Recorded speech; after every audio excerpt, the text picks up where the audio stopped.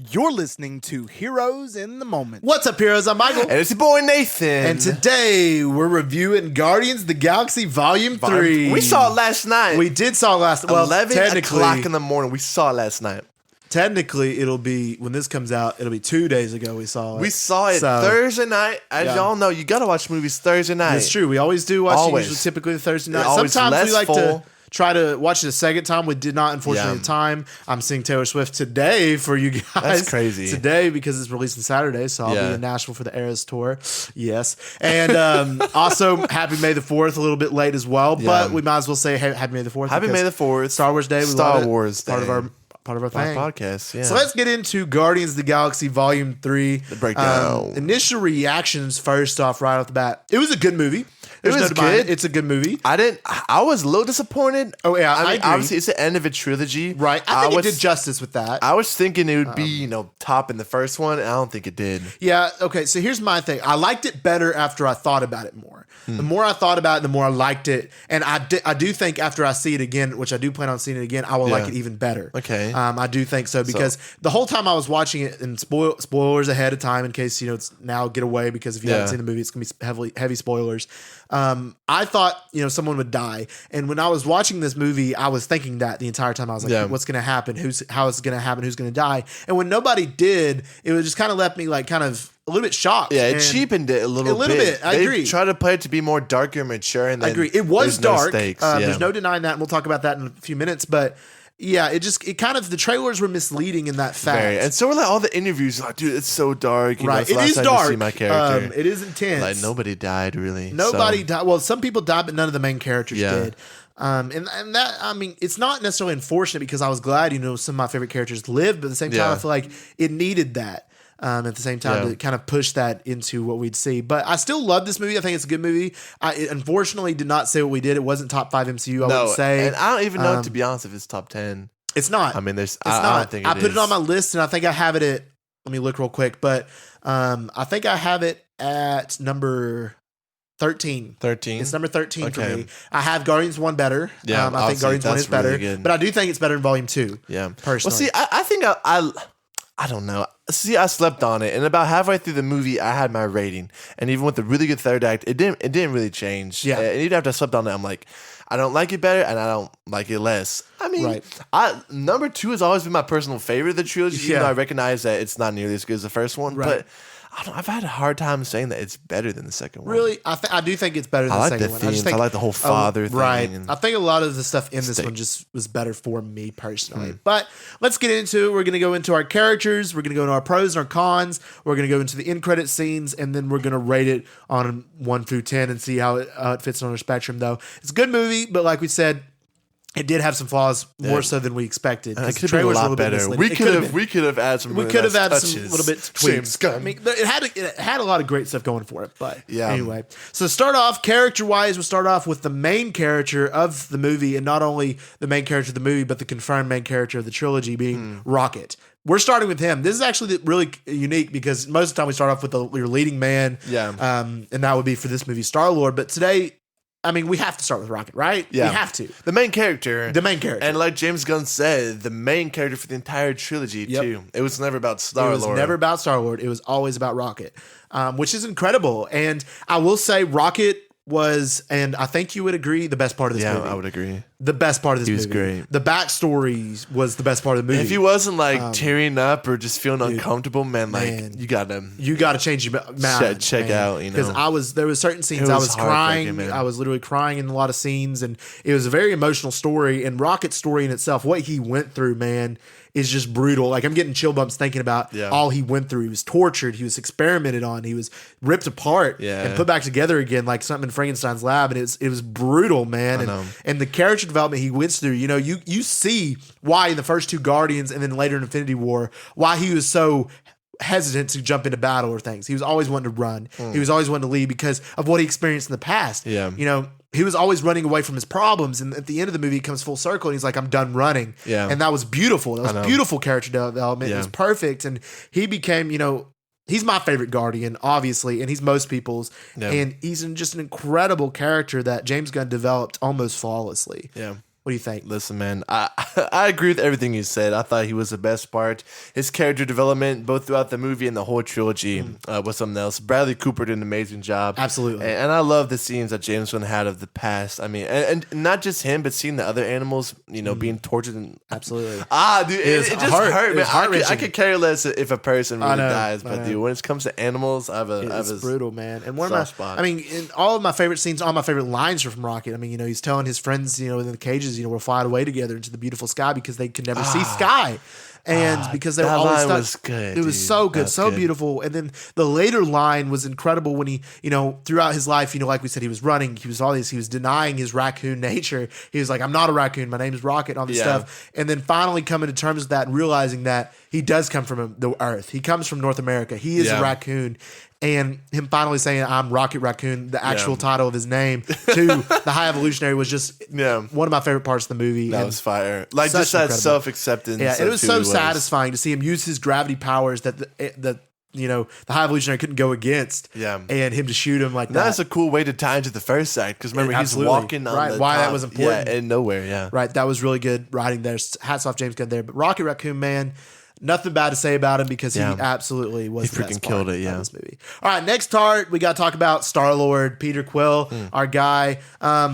Star-Lord, I liked, actually. I did like him more than you did. I think Chris Pratt killed it as the actor. I think particularly the scene when he was thinking Rocket was on his deathbed and Rocket was allegedly about to die, and they had the whole Harry Potter, Dumbledore Harry scene there where he went and met with Lila, which was beautiful. But that emotional impact Star-Lord gave, he was screaming. We called it. We figured it had to be Rocket for it to draw that response. And that was incredible. And I think he acted this movie well. But you disagree on a lot of certain scenes. I think he acted it well, but I didn't like the character that was written for him. So one thing, and you don't really want to do in cinema, is like a negative development. Yeah. You don't want like big major things or bad things to happen in between your movies. That way you spend the movie trying to explain it. Yeah. I mean, the last time we saw Star-Lord, he was on the mend. He was getting better. And to start this movie off, he's just like a drunkard. A drunk. I didn't like that. And that's a negative development. Like, we see him getting better, then all of a sudden, like, bam, like he's in an absolute terrible spot, and everyone's having to look out for him. It's and like, a lot of that came from Gamora and him, coming to terms that his Gamora died. Yeah. This Gamora is not his, and that kind of stuff, which I like, and I think it's interesting to show that version and kind of experience, that alcoholism is a real thing and people go through that, but I didn't like the way it was executed. I know, and I mean, with Thor's character, right, in Endgame, it felt more natural and realistic. But with Star-Lord, to be honest, it really didn't. And then plus, I don't know, I feel like Infinity War is the most inconsistent Star-Lord that we've had, and James Gunn said that in the past too, because he's just so rageful and full of hate. But I don't know, for the first two acts, I kind of felt like this was the same Star-Lord. Like, he was dumber than usual, and he was just not thinking right. So I don't know. I didn't love his character. Chris Pratt did a good job with what he was given. He did. I don't think I like literally every other version of Star-Lord better. Okay, I understand where you're coming from. I liked how he was, he was doing everything to go for his best friend, right? He wanted, or his second best friend, as Jack says. He was doing everything for his best friend, and him giving everything to try to go back to Rocket was amazing, and I really liked that. And I really also liked how they came together as a family in this movie more so than the other ones, which I enjoyed. But yeah, I see where you're coming from, but I enjoyed the Star Wars elements. I just wish they gave him the helmet. I don't know why they didn't have a helmet for him. I don't know why he didn't have his flying boots. He had it like once, I think. And, he didn't wear a helmet. He took it off in one scene, I think. I don't remember that. Maybe I don't remember that at all. I don't remember that. But he should have had that comic accurate helmet that they were teasing. But he just want to flaunt his curly hair. I guess so, but that would have made it better. But I see where you're coming from, but I did enjoy Star-Lord in this movie. All right, next character to talk about. We're going to talk about Gamora. What did you think about Gamora? I really liked Gamora. Okay. I mean, it was really nice to see. We've seen Zoe Saldana, play this character a lot of times, and it's always kind of been, I don't know, kind of one dimensional. Right. But I feel like she really branched out with this one. Right. She's Gamora, but she's a different character. She did really well showing that she was a different character. Yeah.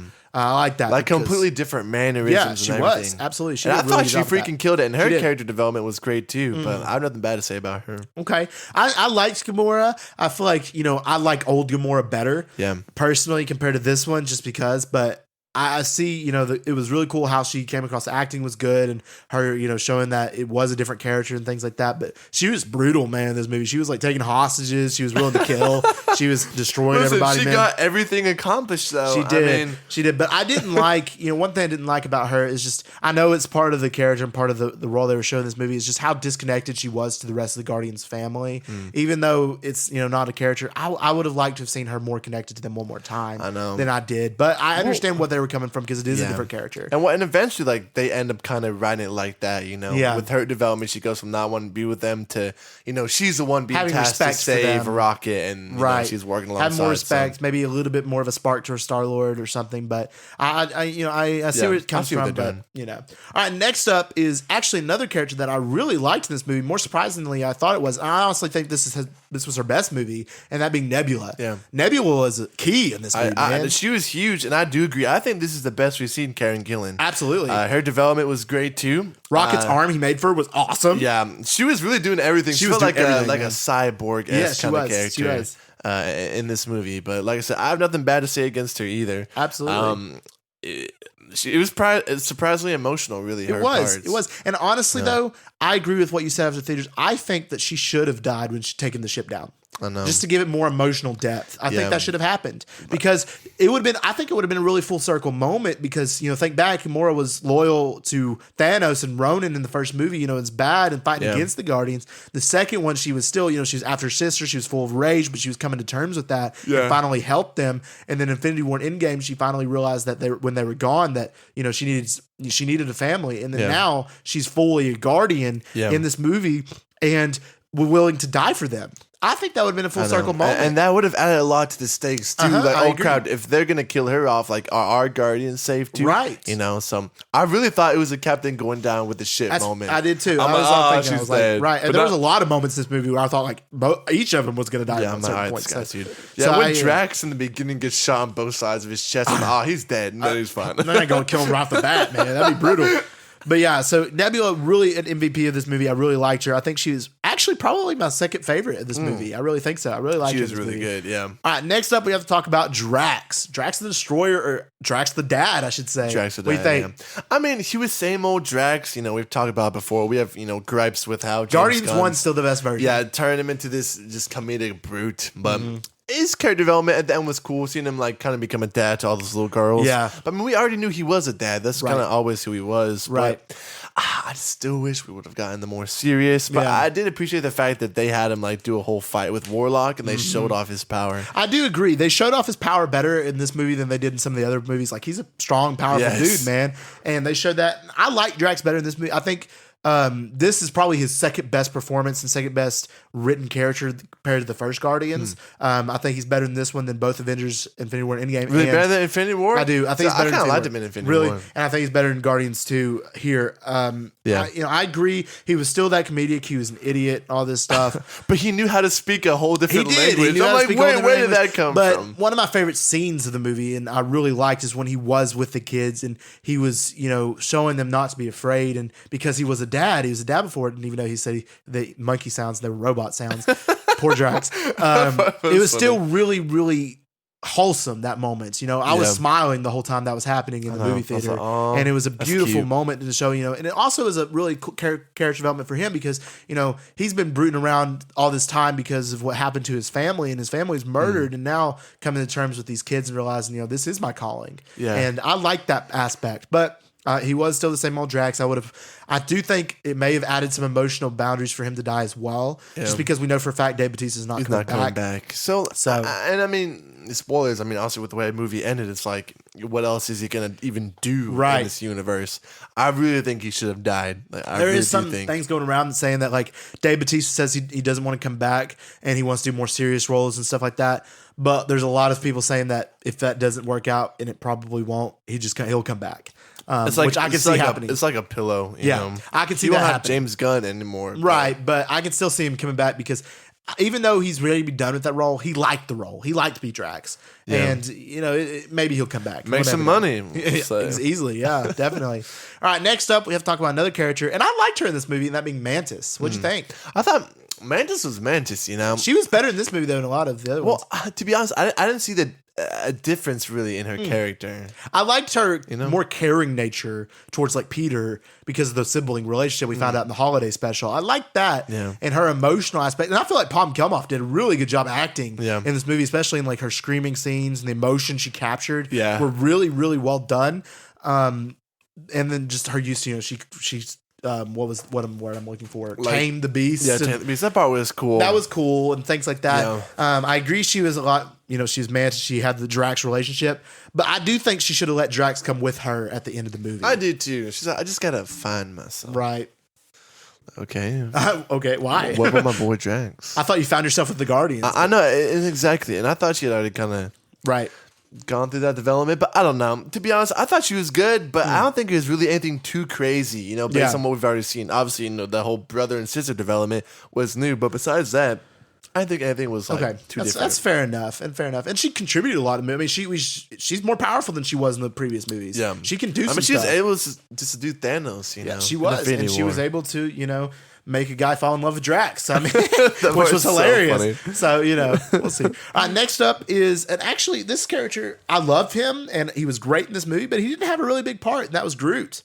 I would have liked more Groot in this movie personally. Honestly, yeah. Like, he was not in this. His power was excellent. This is the best use of his power ever. He was huge in this movie. He was great. He was massive. He was made a parachute. I love that. I know, dude. They did so many cool and creative stuff that like Groot's been able to do for so long. Like the whole flying, dude. Like he can freaking fly. Well, he can't fly. Well, he was like glide. He had his wings like the whole like Batman vibe kind of going on. Right. And when he was with Peter, and he had like 18 guns. Yeah, dude. And he can grow. He is OP, man. No one should be able to be him walking around on his little spider legs while it grows back. By the way, he grew huge when he was trying to scare the people. And at the very end, he's massive. He's huge. He looks like comic book Groot. It was really cool. Yeah, I mean, Groot was awesome in this movie and everything he brought, but he just didn't have as much screen time as I would have liked. I mean, I guess a lot of that came from in Guardians 1. He had a lot more and he sacrificed himself, the original Groot, and this one, of course, is a different one, his son. But still, I really would have liked more. Yeah. Really? Yeah, it's Groot. I thought it was the same Groot. It's not the same Groot. Really? You didn't know that? No, it's two completely different characters. He dies? Yeah, he dies in Guardians 1. The first Groot died, and this is his son. What? You didn't know that? He grew like out of him? Yeah. This For is real? his son. Like, I thought he just grew back.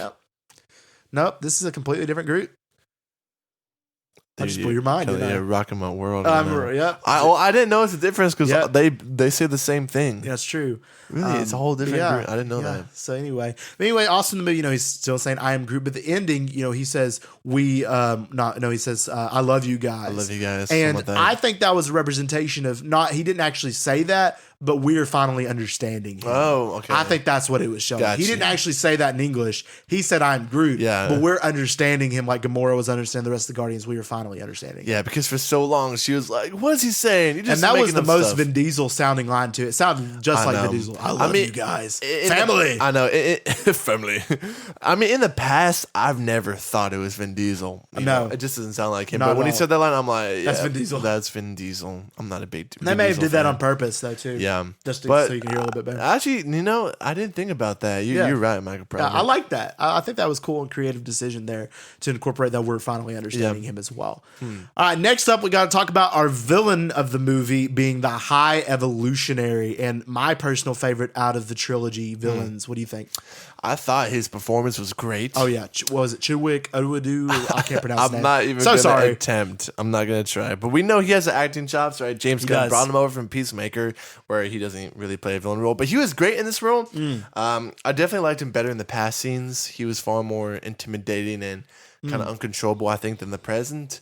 But honestly, I wish they would have done a lot more with him, to be honest. He had such a good potential, great character, but I feel like they didn't fully stretch him out to where he could have been. Okay. I would have liked to see him kill at least one of the members to really drive the stakes home. Really drive it down. To be honest. Well, I feel like a lot of that was showing as, how he tortured Rocket and essentially broke him apart. And he did kill, Rocket's friends in that emotional scene there. And, that brought in some stakes there. I think he was an incredible villain. I honestly think I hate him more than any other villain in the MCU present to now. Wow. I mean, anybody who tortures animals and I mean, it's just deserves to die. It's unredeemable, absolutely unredeemable. And a lot of times we look at villains, we're like, do they have a backstory? Do they have depth? Do they have things like that? Yeah. But every once in a while, it's nice to have a villain that's just absolutely irredeemable. Yeah, and that's High Evolutionary. He didn't have good qualities. He had no was good just qualities. Straight evil. He was just absolutely evil, right? And I like that. I think he definitely the strongest villain of the three of Ego and Ronan. Stronger than Ego. Not stronger, strongest of like. Oh, written, I was about to say okay. Strongest written villain, and he was incredibly an amazing villain, and I think he did really, really flawless job as a character, and just the show of how much hatred you have for that character because I hated him in the entire movie, and then also to see what Rocket did to him and mutilated him at the end was really a cool reveal. Yeah, because how anger, but he didn't kill him in the end because he's a guardian of the galaxy. Yeah. That was brilliant writing because he's Batman. He's Batman. But it was brilliant writing, and I think High Evolutionary really was an incredible part of this movie. Yeah, he really killed his role. He really did. All right, next up we got to talk about Adam Warlock. What do you think? I like Will Poulter. I liked him better in the role than I thought I would. I did too, but I really just felt like I was watching this character from Voyage of the Dawn Treader. I don't know, to be honest. I mean, like in the beginning, like he's British. Yeah, he's cocky. And I think he was way too comical. Like Adam Warlock is. I thought he would be more comical than he was. Serious, from what I heard. And I know that he's like a newborn. You know, he's learning everything, still learning. But I really expected like a straight, like kind of like a Vision type character. You know, like, and you slowly learn to be more and more emotional. Right. That's what I was thinking that they should have done, but they could still do that in the later movies. Yeah. Because we know he'll return. Yeah. Because they're just starting him, and he's a pretty big character, so might as well bring him back. And I liked him better than I thought I would in this movie. I think he's cool. I think it'll be a really cool aspect in the newer Guardians team when they do that. Yeah. If they do that, I don't know how that'll work, but we'll have to wait and see. But I do think he'll return in some way or capacity, and I would like to see him again and stuff. But I liked him better than I thought I would, like I said. And I like his visuals were incredible around him. Yeah, and I thought he looked pretty good. His powers are great. He didn't have a ton of screen time, but they put him in like some really crucial moments. Yeah, he had a good roles. Yeah, and then his character development was really good too. You know, he goes from being their enemy, the one who puts Rocket in that state, to he saves Star-Lord in the end. So seeing him part of the new team, I like his character, but I don't know. I just wish he was a little less comical in this one. But that's just James Gunn's creative choice. Right. All right, next up we got to talk about Kraglin and Cosmo. Kraglin and Cosmo. I was worried that they would have more screen time than they did. I was thankful that they didn't have as much as I thought they were going to. They were honestly big W's. I mean, they were really good written side characters who added a lot to the story. Good performances without taking too much time, from the main character. So I really liked both their parts. Yeah, Cosmo is funny. He's not a bad dog. You're not a bad dog, Cosmo. Yeah. You're a great dog. Very good dog. Kraglin is funny, learning how to use a whistle, and then finally seeing Yondu, Michael Rooker returning for a small cameo was awesome. That was great. And him finally coming to terms, like, it comes from the heart, and him actually doing it and stuff. That was cool, and cool character development there. And them two are now parts of the newer Guardians of the Galaxy. We'll have to wait and see how that goes out in the future. But interesting there, Kraglin and Cosmo. Next up, we got to talk about the animals, Lila, Floor, and Teefs in the lab controlled by the High Evolutionary. Dude, what'd you think? That was so sad, man. Dude, man, I was crying. I was too. They were great characters. They're great. They're just so innocent, man. Dude, absolutely, man. They're like little body parts like just being mutilated. Absolutely, man. And being replaced by robotics. It's like a whole Sid from Toy Story scenario, literally. And with animals, man. Yeah. That's just brutal. And, I cried 2 times in this movie. Well, let me rephrase. I got emotional several times, but I cried only twice. And the first time I cried was when they were all laying on the floor talking about their names and what their names would be and how they should have names. And that just brought up so much emotion because they were numbers.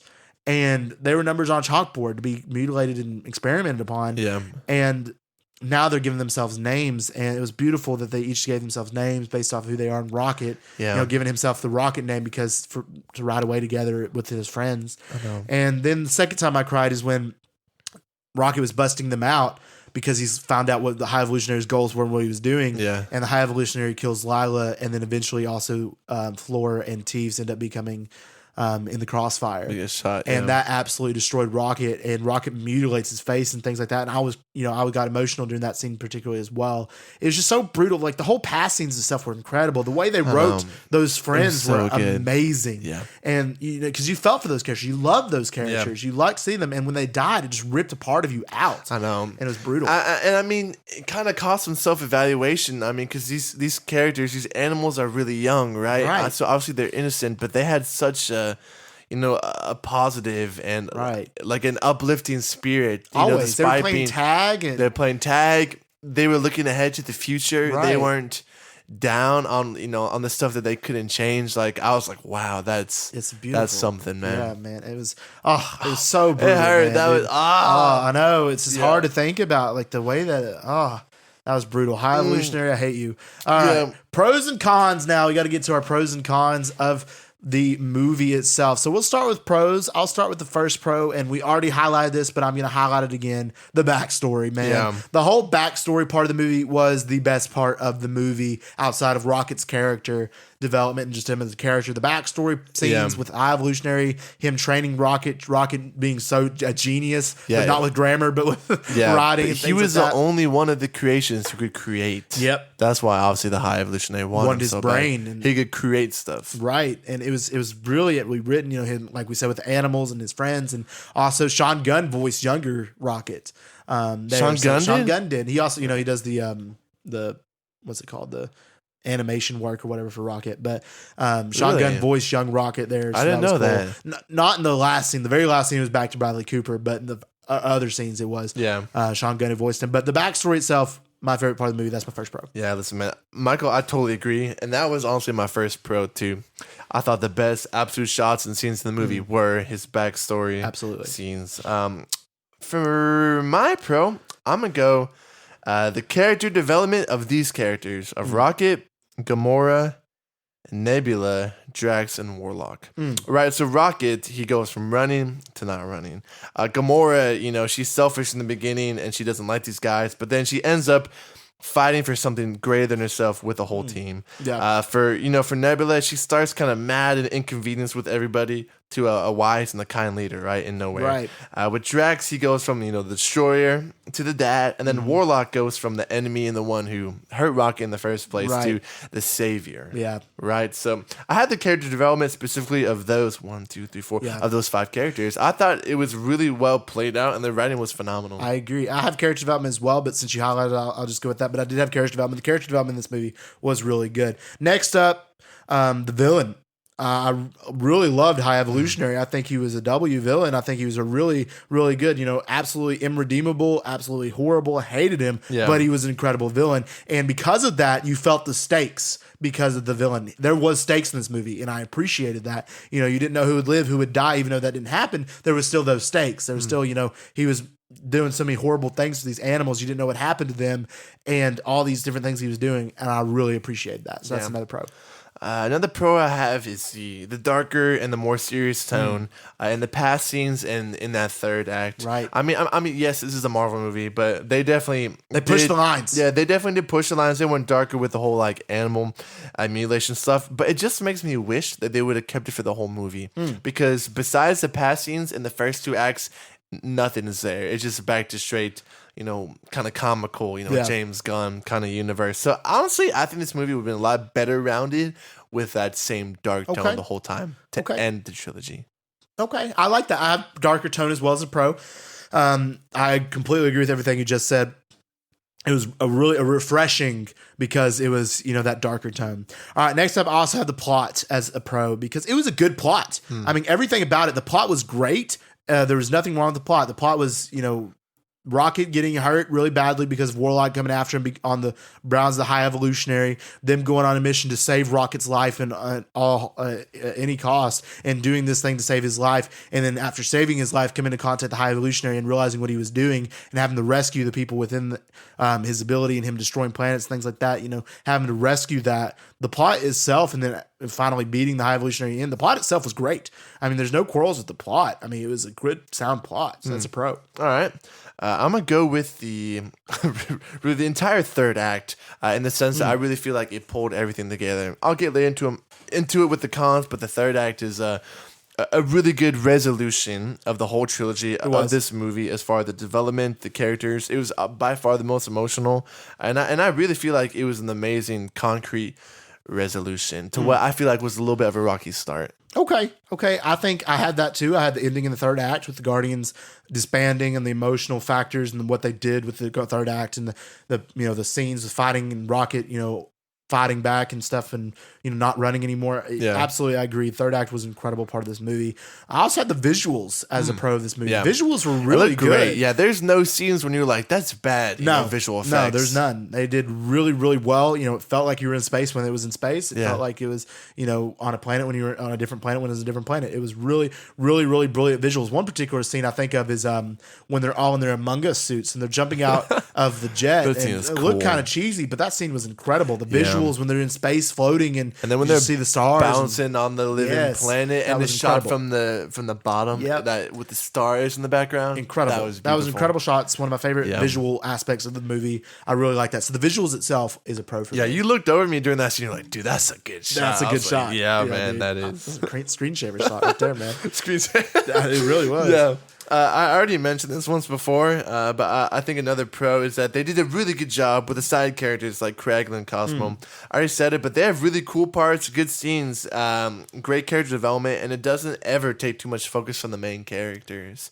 So I really feel like it was a really good job. Because like you said, I was kind of worried that, he was going to focus on his brother too much or kind of an irrelevant character, but it was good. For my next pro, I have, and I'm going to put these two pros in one, is just being Rocket and Nebula, their characters. They were my favorite two parts of this movie. They were both really, really great in their respective roles and what they established and what they brought to the movie. It felt really, really good. It felt natural. It felt, very clean to the movie itself. And I really enjoyed seeing them, their characters. We talked about their characters, but I just really had to highlight them again. Yeah.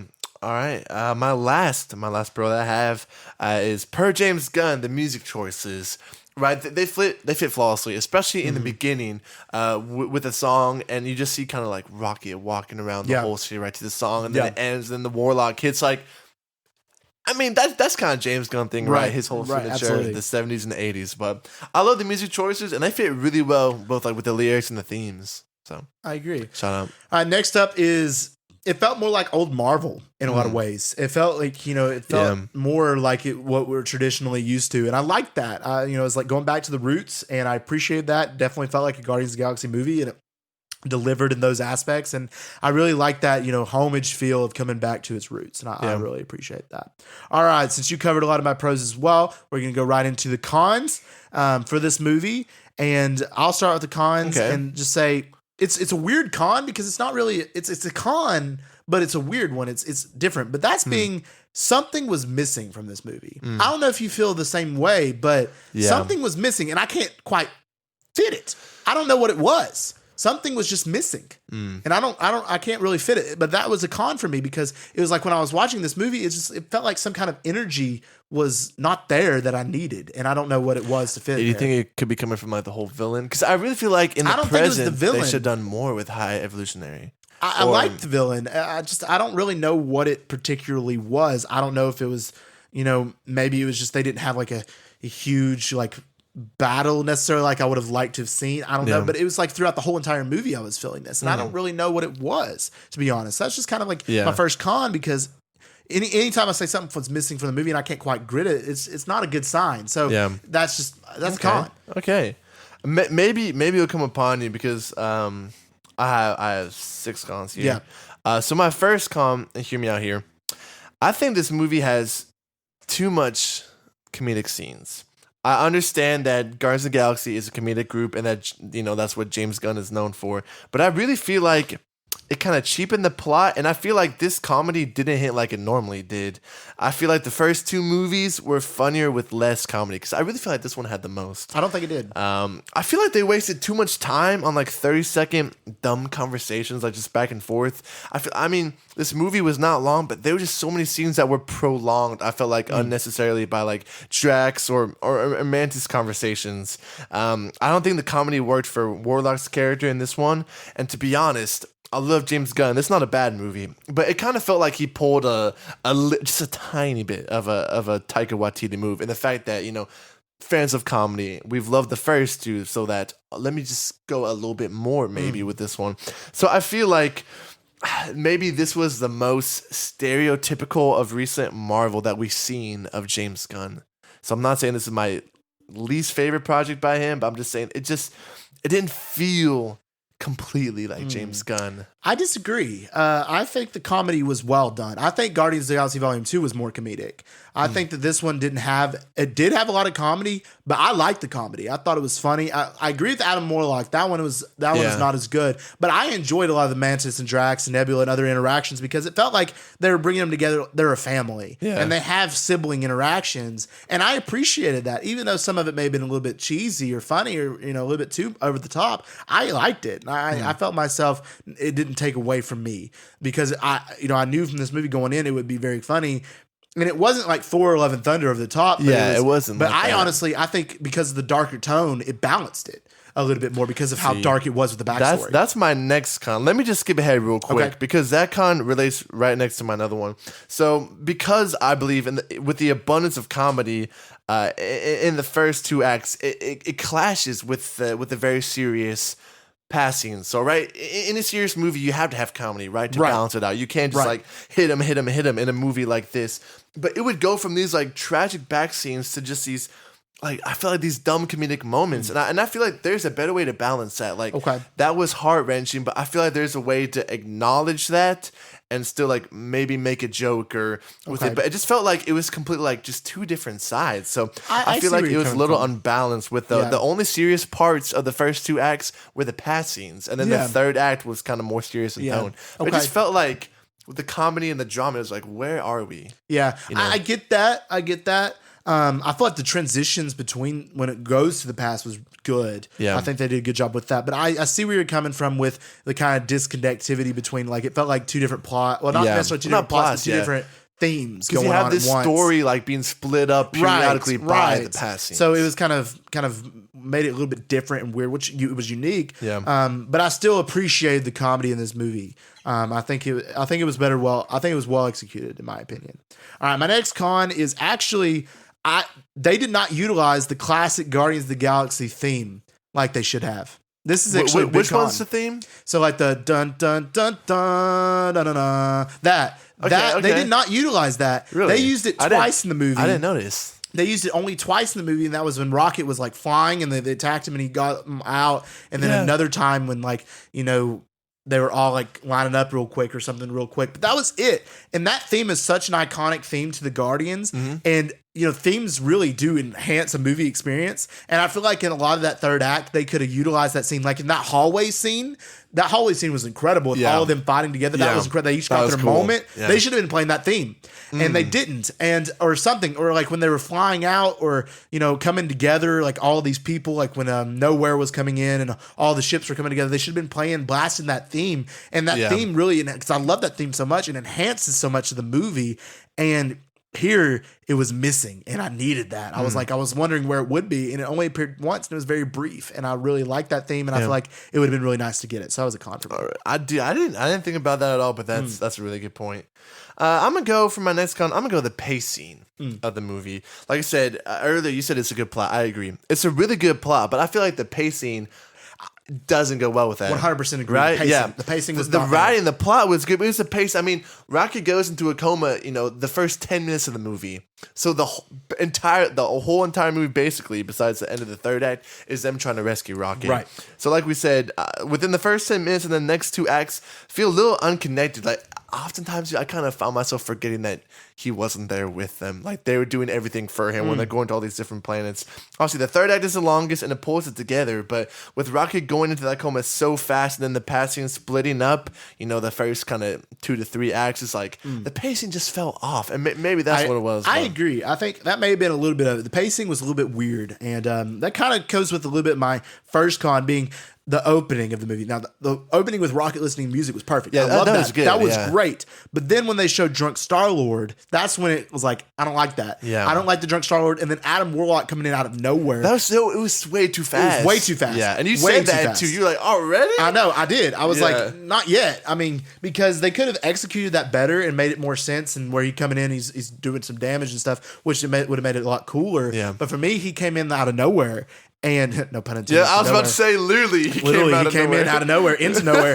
But I didn't like that. I think, as soon as he came in, I was like, it's too soon. And, they didn't give it enough development. And apparently with Drunk Star-Lord there, I did not like that. Yeah. And it really hurt. And it didn't give me a good taste in my mouth entering. Yeah. And I liked the first with Rocket walking around the music, but then after, and especially with that negative development in between the special, right, and this one, right, with Chris Pratt's character, is like, what, right. I thought he was on the Exactly. mend a little bit, but now, it's gone full Endgame. Yeah. So I didn't appreciate that. Let's see here. Okay. You had this character as a pro, but I have the writing of him as a con, and that's the High Evolutionary's character. So, like you said, he's irredeemable, he's evil, and he did an amazing job. But first of all, like the whole perfecting the Earth thing is kind of overdone. I didn't necessarily love that aspect. The whole, mutilation stuff, that was cool. Well, not cool. I mean, that was interesting, but the whole perfecting the Earth, I feel like, is a little overdone. And I do feel like he seemed much more just unstable, uncontrollable, and just evil in the past scenes. And I truly felt like the stakes were a lot higher during the past than in the present. The only time I felt like there was characters at stake in the present is when he's going one-on-one with Rocket, when Rocket's trying to rescue those little raccoons.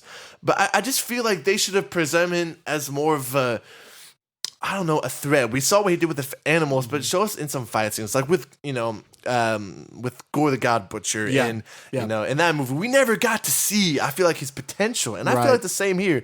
We saw the evilness of what he did with the creatures, but then we never truly, I feel like, felt his true power from how he mutilated himself. Yeah. So I really feel like they should have had him kill either Nebula or another Guardians of the Galaxy I agree. member. And that's one of my cons. It should have killed the character. He should have done more, in my opinion. I agree with that. I liked him. I think he was great, and I disagree with some of those points, but I do agree a character should have died in this movie. One of the major ones. And they didn't have to be Rocket, but Drax or Nebula or somebody like that, just to give that emotional stake, or even Star-Lord in that one particular scene could have died, going back for the music. But yeah, still, I agree with some of that. A character should have died.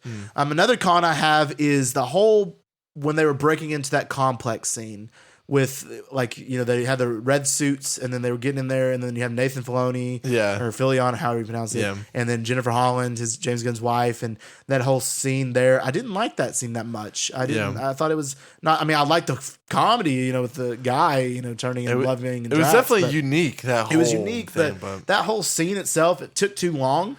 And it just was not that entertaining for me. Yeah. Well, there's a lot of comedy in there too that I just wasn't laughing at. Yeah, some of the comedy was funny, but some of the other stuff, the characters that weren't Guardians trying to make jokes was not fun. Like Nathan Fillion, I got one of them too. That was stupid. Well, exactly. When we were talking about, we were worried the side characters were gonna get too much attention. It was like these guys. Yeah, they got too much attention. And I feel like they were all just like James Gunn's friends. No, that's how. Yeah, legit what it was. That's exactly how it felt. Like, dude, chill. No, can I be your friend? I'd be a good friend. Cast in every movie. No, Michael, you're 100% right. I've already touched on this twice, but I'm going to just brush over quick. Once again, Star-Lord's character, we saw negative development in between projects. I feel like he was inconsistent with the previous versions of him. We understand he's still struggling with Gamora. Later on, he comes to accept that in the movie. But just that beginning of the movie, it's like, I don't really recognize his character. Yeah. He felt like Infinity War Star-Lord, which is James Gunn's least favorite version of the character, just brash, out for blood. I understand that he's looking out for his friend, but he was just so reckless and definitely wasn't the leader that they needed. I agree. When he was out. So I don't know. Chris Pratt did a good job. I wish that Ryan would have been a little better. I understand. My next one is actually one of your pros, and that being Kraglin and the other side characters. I didn't like it. Really? Every time that they were on screen, I had a bad taste in my mouth. I didn't particularly enjoy it. The only scene that I did enjoy is when he come to terms with Yondu, and that's I like that. But I'm not a huge fan of Kraglin the character, and I wasn't a huge fan of how they did Cosmo the character. Really? I just wasn't. They just didn't connect with me. And the other side characters, it's just like I wanted to focus so much on the Guardians, and then the fact that Nowhere was their headquarters and stuff felt like they were on another level compared to the other movies when when they were just a band of misfits together. It felt like more of an organization, which I don't think works with the Guardians of the Galaxy. Yeah. And I just didn't like that. That's true. So that was a con for me. All right. My last con I had, but it's the side villains. These side villains were an absolute joke. I mean, specifically, I'm talking about, those guys you said in the Nathan, whatever his face was, and then those two scientists in the white robes. They were just portrayed as just like bubbling, like rambling fools. Like really, they posed no threat at all, and they were just dumb. All the guards on the living planet, like, I didn't feel any stakes whatsoever with any of the side villains. One particular scene that I really liked, and I'm really glad they included it, was when High Evolutionary was saying the stuff he was going to do, and the people that he was with turned against him. Yeah. Like the one in the white robes, the one that was left, turned against him. I liked that. And then him just destroying them all. That was was a force of power I wanted to see on the good guys, right? Not in his own men, right? But I liked that though. I thought that was cool. It shows how evil he was and what he wanted to do. Even the evil guys weren't vibing with that. See, I like that part though. I like that. So, and then again, just should have killed one of the characters. I think just would have made more of an impact for the con. So that rounds up the 100%. All right, credit scenes. Let's get on to our 2 end credit scenes. Not bad end credit scenes. They were just kind of a cherry on top. I was expecting a little more. But we always do, so it's okay. Yeah. But the first one being, we first see our new Guardians of the Galaxy team. And this team consists of Rocket, Groot, Kraglin, Cosmo, Adam Warlock, and one of the, was it the Chip girls? The Chip girls? I didn't like that one. She's a kid. I know, like, why are you making her a Guardian? Apparently she had something, man. She had these weird eye colors. Like, maybe if she has power, maybe they make her grow up and be Quasar. I didn't think about that. Quasar's a big Guardian. Yeah. So maybe if they did, like, wait a couple years and, like, have her, like, age up. Where did her powers come from? They didn't explain. Maybe they'll explain that in the next movie or something like that. But they're like green or something like that. Maybe that girl could be Quasar. I just thought about that. That's a good thought. Okay. Maybe they do Quasar. Yeah. Because Quasar has been gender swapped before, so they've been going back and forth. So I think that'd be cool if they age her up and she is Quasar. I think that'd be cool. But like I said, this new Guardians team, I feel like they just showed this just because it's kind of like, it's a team. But if they do another Guardians movie, I think it'll be different than this. Yeah, it's not going to be the same team. Cosmo, James Gunn, Warlock. What it'll be Rocket, Groot, Warlock. Maybe if they do Quasar and then some characters like that. Yeah. It won't be these characters. Maybe Mantis, but maybe the return of Mantis or something like that. Maybe even the return of Nebula or something like that. But we'll have to wait and see and things like that. But I loved how Rocket, is the captain of the team now. They gave him the team. It was emotional. Him, being like, "You're leaving me," because he just come to terms with everything. He's like, he loves his family, but he's like, "No, you're the captain now. You're the leader of the Guardians of the Galaxy." That was cool. Yeah. That was brilliant. I loved that, and I love seeing that. And this new team arises and him leading it for now. But I don't think this will be the team if they do a new one. I think it'll be different than this. I agree. But we'll set the scene. So that was really cool. All right, the next end credit scene was rather interesting. So we see at the end of the movie Star-Lord going back to see his grandfather who's still alive after he left him all those years ago in the 80s, and that was cool. But then when he saw him, in the interaction there, and the end credit scene was them interacting, and just really that was it, just talking about and things like that. That was emotional. It was emotional. I will say they should have gotten somebody older. They said he would have been in his 90s, but he looked like he was in 70. It was the same actor. The same actor, 2014, so they couldn't really age him that much. Yeah. So that was really cool. But then something interesting that I was not expecting, I know you weren't expecting either, popped up, and it said the legendary Star-Lord will return. Yeah. That blew my mind. Like in what project? I know, I'm like, whoa, are we going to get his legendary Star-Lord solo project? Is he getting his own movie? Maybe his own movie. We'll definitely see him, right? Yeah, Kane Dynasty. He'll obviously got to be in Kane Dynasty. He'll be there. I guess he'll bring back the Guardians or something like that. I don't know. And Kane, maybe, do you think Rocket's Guardians will be in Kane Dynasty and stuff you do? I mean, they're just too big. They're one of the biggest teams, which is really weird. And they had to pull everybody. I wonder how they got Bradley Cooper, of all people, staying. Like, that's weird because I figured he'd be done after this. Yeah, but him to stay, he's done a really good job. He's great as the role as Rocket. So, and I don't even hear Bradley Cooper. No. And Rocket's such a great character. I'm glad he's coming back. Apparently, we don't know for sure; it's not confirmed. But from what it seems like Rocket, Groot, and Star-Lord are the three that are coming back. Yeah. So that's unique from what we talked about. Those weren't the characters we thought would be coming back. I know, right? So, we thought Groot, but we didn't think of Rocket and Star-Lord. We've heard that Zoe Saldana and Dave Bautista are done. And Palm Kilmoff sounds like she's going to go over to DC. So, we'll see how that goes. But the legendary Star-Lord will return. That's interesting. I've already seen theories saying like it's not going to be Peter Quill. It's going to be a different Star-Lord. And I'm like, no, it's Chris Pratt. Nah, they couldn't. It's 100% Chris Pratt. And a lot of people's like it's going to be a very, riot in the like streets. no. I mean, the legendary Star-Lord is a comic book, so maybe he is getting his own solo project. Maybe really something it like is? that, but it is. I mean, Legendary there's Star-Lord's no way comic book, that so- they just put legendary. I know. Why would in they it. just do that? Why didn't they just say Star-Lord would return? Yeah, unless you're hinting at the new project. Right, exactly. So it seems to me Okay, I like need to read up we're on that getting a movie comic. or something like that. Yeah. So I don't know, which I'd be okay with. A Star Wars Yeah. movie. He's big enough of a character. But Bring like it on. just him, just kind of Just him. exploring what he's like saying. a kind of like a western kind of look, like a space western. Okay. That's what they kind of like a Mando kind of situation. All right. Is what they need to do. There. I Finds a think that'd be kid. kind of cool. I don't know who they do the villain, but it'd be cool nonetheless. Yeah. All right, now let's get into our rating of this movie. Who wants to go first? I'll go first. You want to go first? I'll go first. All right, out of 10, 1 to 10, what's your Out of rating for 10, Guardians of the Galaxy Vol. 3? I do rank harsher. I mean, You do. anything that's a 9 is like freaking Shawshank, Lord of the yeah. Rings up there. I'm gonna settle. It's a good movie. It is. I feel like it had a lot of potential, and it just wasn't capitalized on very well. I'm gonna settle with a 6.5. Oh, wow. out of Yeah. 10. Wow, that's low. But see, I would probably give the first one an 8, and the second one maybe a 7. I would give the first one a 9, and I would give the second one a 7. So what's your ranking then? my ranking for Guardians of the Galaxy Volume 3 is a 7.5. 7.5. Yeah. I knew you were gonna do that. Yeah, you did. 7.5 out of 10. Everything in me wanted it to be higher. I was like, it can't be lower than 7.5 because it's a good movie. Like I enjoyed this movie. I think it's a little bit better than average, but still missing a lot to where it can't be an 8. And I was like, I would have loved to have put it at 8. And I thought about giving it an 8. And I was like, I can't do it. I can't give it an 8 because it's just not Yeah. an 8. It's a 7.5 out of 10. Maybe my opinion will change when I see the movie again. I do think I'll like it a lot better when I watch it again, have, different expectations and different thought process going in, knowing what happens. But 7.5 out of 10. I feel like that's a solid movie. I mean, it's a decent movie. It's my number 13 on my list of MCU movies. I mean, that's pretty decent, but it didn't break in the top 10 like it should have, and it could have, which was unfortunate. But again, Rocket and the backstory were just such incredible aspects of the movie that it just really made the cake, and I really enjoyed seeing that part. So 7.5 out of 10. So official, here's the moment rating is Was it a 7? 7? Yeah. It'd be a 7 out of 10. Okay, So that's fair. That's Quit fair. my 7 out of 10 is good. 7 out of 10 for Heroes in the Moment review. Alex. All right, guys, if you enjoyed this episode, let us know by giving us a review and a download. Our podcast, Here's in the Moment, is available on all major podcast platforms, so check it out. We have a ton of movie reviews, season reviews, show reviews, trailer breakdown, weekly news, everything. So go ahead and check out our full library. If you want to stay up to date with all of our news, new episodes, and announcements, check out our socials. Instagram, Here's in the Moment, and TikTok, Here's in the Moment with an extra T. And we just want to thank y'all for listening. And as always, we love you 3000.